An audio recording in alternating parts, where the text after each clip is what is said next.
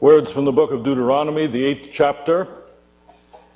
Words for the season, if you will, when you have eaten your fill and have built fine houses and live in them, and when your herds and flocks have multiplied, and your silver and gold is multiplied, and all that you have is multiplied, then do not exalt yourself, forgetting the Lord your God, who brought you out of the land of Egypt, out of the house of slavery. Do not say to yourself, my power and the might of my own hand have gotten me this wealth. But remember the Lord your God, for it is he who gives you power to get wealth, so that he may confirm his covenant that he swore to your ancestors, as he is doing today. Well, there we are, smack dab in the middle of the story, aren't we? If we don't live in the promised land, it's about as close to it as any human beings have ever come, especially in areas like this one, but generally most Americans, wherever they live. Most Americans, not all, have plenty to eat, adequate houses, not many herds and flocks, but enough silver and gold or their equivalents. Wealth by the standards of Moses' day and most of humanity today. We forget how exceptional we are of all earth's people, living and dead. We forget how exceptional we have become in just the last 50 years, as a matter of fact. Tom Wolfe, in his usually acerbic way, points out that the life of the average American today would have been the envy of 19th century royalty anywhere in the world. This has been an extraordinarily free century, he writes, free in the economic sense of practically everyone having some surplus income, some slack in the line, some kind of luxury, some kind of recreation as the result thereof. What we used to think of as ordinary people are now taking on the privileges that in the past only aristocrats could help themselves to. Now, if you go down to Puerto Vallarta or St. Kitts or Barbados, you run into factory workers, electricians. You'll find them down there with their third wives or their new girlfriends wearing their Harry Belafonte cane cutter shirts to allow the golden chains to twinkle in their chest hair, living a rather luxurious life. Affluence has come to most parts of the working population of this country on a scale that would have made the Sun King blink. Our wealth, difficult subject to surface, isn't it? When faced with it, we become either guilt-ridden or defensive or nervous, or we go into denial. Who, me, rich?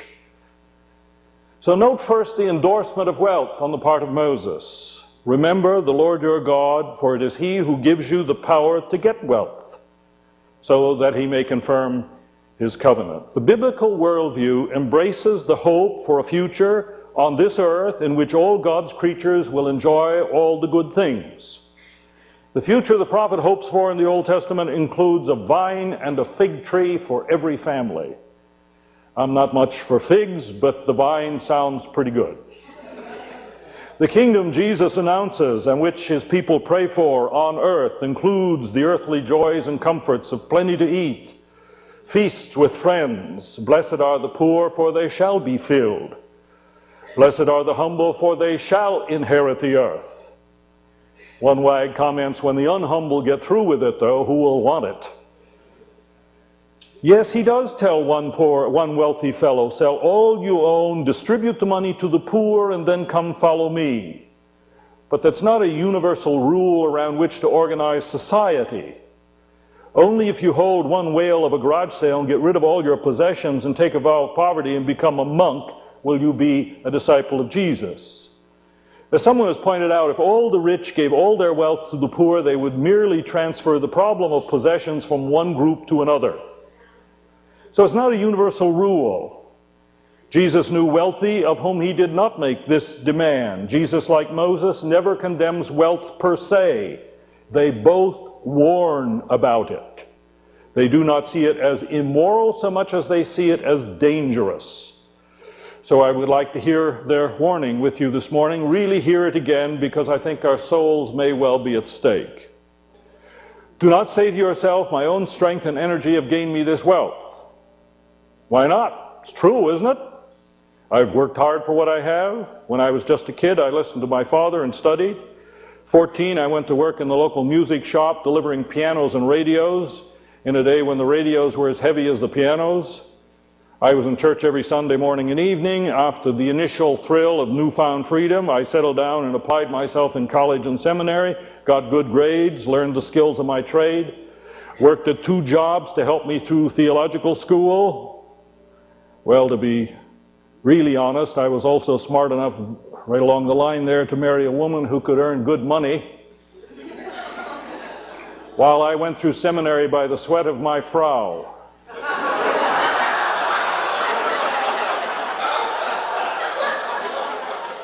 I've always taken my preaching and other tasks seriously. Successive congregations have told me I do a pretty good job and have been willing to pay me well for doing it, so why not say it? My persistence, my hard work, my diligence have gotten me where I am today. When you have plenty to eat and live in fine houses of your own building, why not take a little credit for it? I'm reminded of the story of the football coach down at Notre Dame. A reporter once asked him whether all the prayers of the priests and nuns down there helped his team win. A semi-skeptical coach thought for a moment, trying to think of an answer that would not get him in trouble. And then he said, "Their prayers work a lot better when my players are big." Why not take credit for our part in the success we have achieved when you've plenty to eat and live in fine houses, when your autos and televisions increase and your stocks and bonds and all your possessions? Do not say, "My wits and skill, my strength and stamina have gotten me all this."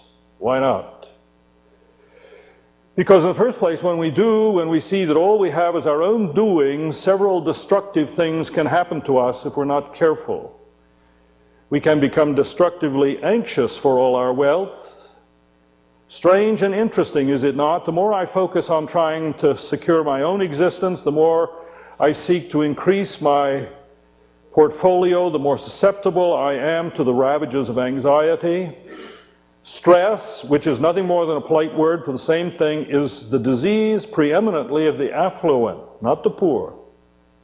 The more I focus on the endeavor to save and secure my existence, the more I'm conscious of the margin I haven't yet been able to cover, and the more I'm driven. Katie Couric, interviewing a woman who's done a lot of research on the personal situation of young executives today, both male and female, clearly on the rise in their businesses and corporations.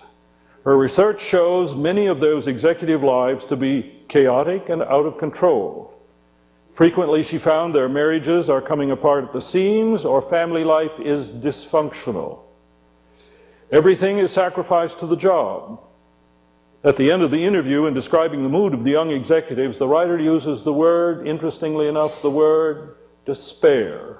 Rather than finding fulfillment in their jobs and the rewards, their drivenness has left them with a quiet despair about life. The anxiety that comes of self-sufficiency, the isolation from reality that comes of having too much. I have in my files a newsletter from a home dealing with physically disadvantaged children with handicaps. The director is telling of a child born with significant deficiencies. Then she goes on to say, though, but this letter is not about Amy, it's about her mother, Jane. Jane was reared in a family of affluence. She was attractive, had a sparkling personality. Life had been very generous to her. She'd always felt confident. Her parents indulged her every wish, and thus there was no reason to ever be disappointed or depressed.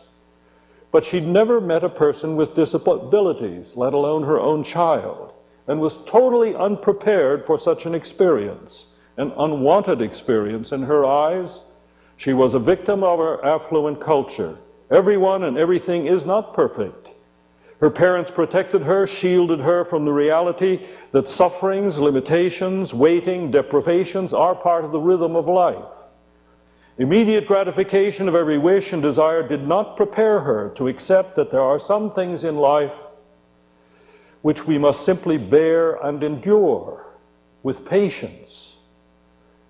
Anxiety of self-sufficiency, the isolation of having so much, and finally, accumulation as the only game in town. Increasing the numbers, the symbols, the toys can become a preoccupation, to the exclusion of other worthier goals in life.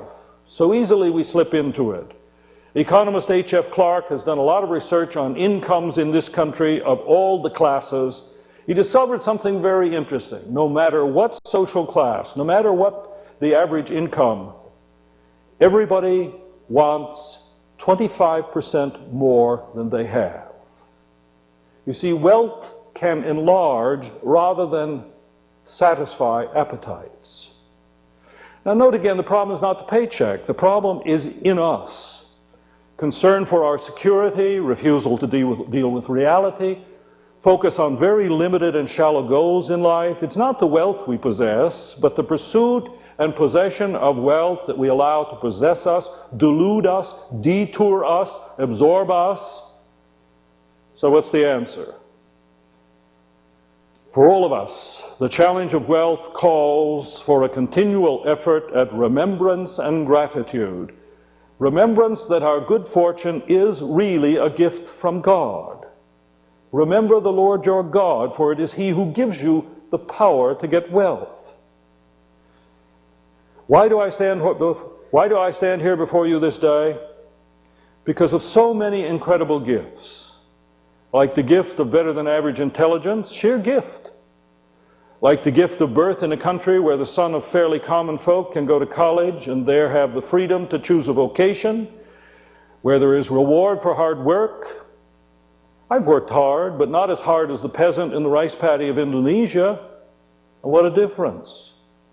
Like the gift of parents who had Christian faith and values and who stayed together and loved their son. Like the gift of teachers who went out of their way to guide and encourage. Like the gift of a kind providence that brought a young woman into my life without whom I would not be standing here this morning. Remember the Lord your God who brought you all this way to this day. Why? Because if I view my life as possession and performance, my right, my just due, I become one kind of person. Proud and self-sufficient when things go well, bitter and angry when they do not. But if I view my life and all I have as a gift, an incredible gift to be received with each day with gratitude, then I do in fact become less anxious. I stay dependent and growing and joyful no matter what comes. I have a videotape of Isaac Stern performing at his birthday concert at Lincoln Center many years ago, that marvelous Brahms violin concerto. He was the honorary for our Music Institute of Chicago benefit last spring. He died a few months ago, which is what called him to mind again. But what a magnificent accomplishment this man's life was. What self-discipline, what incredible hours, years of labor to achieve the beauty of that concerto as he played it that night long ago, and how they applauded his accomplishment. But what I treasure most about that video are his words during an interview at intermission. A friend comments on his lifetime of achievement. There is a pensive pause, and then quietly and thoughtfully, but with a sincerity that comes through with real power, Isaac Stern says, "I am so terribly grateful. And every time I play the Brahms, I learn something new. The joy, I have no way of expressing it. I am getting so much more than I'm giving, I can assure you. I am terribly grateful." And shining through it all is a deep joy. Gratitude for life is gift, which then does become less anxiety and a strength and vitality not our own. The self-sufficient, the deserving are not the truly strong in the long run. The humble and grateful know finally a strength that the self-contained never manage. Do not say my strength and my energy, because it shuts us off from the joy of knowing life as gracious gift and the strength that comes with gratitude.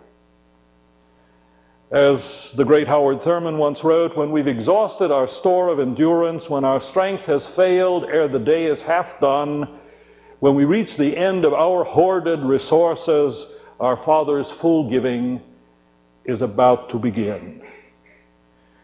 And finally, in the midst of our affluence, we remember life as gift and learn the strength of gratitude, because that leads us to life as purpose beyond ourselves, it is the truly grateful in the last analysis who are the most useful and generous, so he may confirm the covenant he swore to your ancestors.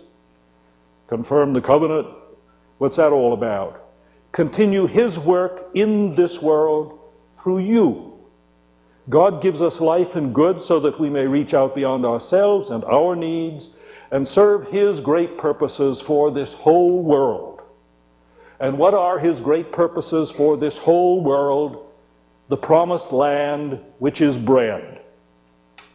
Which is, in fact, milk and honey, says the old story. Sunday school child was asked what he thought about milk and honey, and he said, sounds kind of sticky. It means a life, though, of health and plenty for all his children. Everybody belongs in the promised land. But half the world's people aren't there yet. Nearly 3 billion living in countries where the annual per capita income is $400 or less. At least 800 million people in the world live in abject poverty, beneath any rational definition of human decency. Which leads to the question of our responsibility, not our guilt, our responsibility, we who have been given so much. We learned in the 20th century, I hope, that utopian schemes to redistribute the wealth of the world coercively lead only to disaster, to tyranny. That only the market system seems capable of enlarging, increasing wealth in sufficient measures to finally meet human need. As Hans Morgenthau once said, a 2% increase in our GNP puts more food in the mouths of the poor than all the welfare programs combined. But at the same time, the reality is that the market is not available to all. Those who do not have adequate education and opportunity do not have the privilege we have. And the market does not meet the needs of those who fall by the wayside by virtue of infirmity or age or lack of ability or circumstances beyond their control. Hence, we do reach out and attempt to help and lift and heal. Hence, the food packing will take place this afternoon. A very small thing. $18,000 worth of bags like the one up here. And that's just a token. But it's a token of a lot of the generosity going on and out of this congregation that many of you don't even know about. Incredible. But beyond that, we who have so much have a responsibility to witness with our own lives that we've discovered something with all our wealth. And that is, it takes more than bread. It does take more than bread. David Gergen wrote something interesting not long ago. Men and women today are haunted by a sense that in the midst of plenty, a lot of our lives seem barren. We're hungry for greater nourishment of the soul. In England today, a businessman turned philosopher by the name of Charles Handy has won a widespread following with his writing. Capitalism, he argues, delivers the means, but not the point of life. Now that we're satisfying our outer needs, we must pay more attention to those within, for beauty, spiritual growth, and human connection. You know, down in Africa, the natives say there are two hungers: the lesser hunger for the things that sustain life, the goods and services, and the money to pay for them, which we all need. The greater hunger is for an answer to the question, why? For some understanding of what life is for. One man of accomplishment in business and government is trying to help his peers with that latter question. He'll be embarrassed that I mention him here because he'll read this sermon in a few weeks. We met at a wedding reception many years ago down in St. Louis, and we stay in touch. Alonzo McDonald. Al has 5 decades of management experience in professional firms, government, academia, the media, large and small businesses. Al has been former U.S. ambassador, acting special trade representative, assistant to the president, White House staff director, president and vice chairman of the Bendix Corporation, managing director, CEO worldwide of McKinsey & Company, and member of the faculty of Harvard Business School. A busy life. He now heads his own company, the Avenir Group.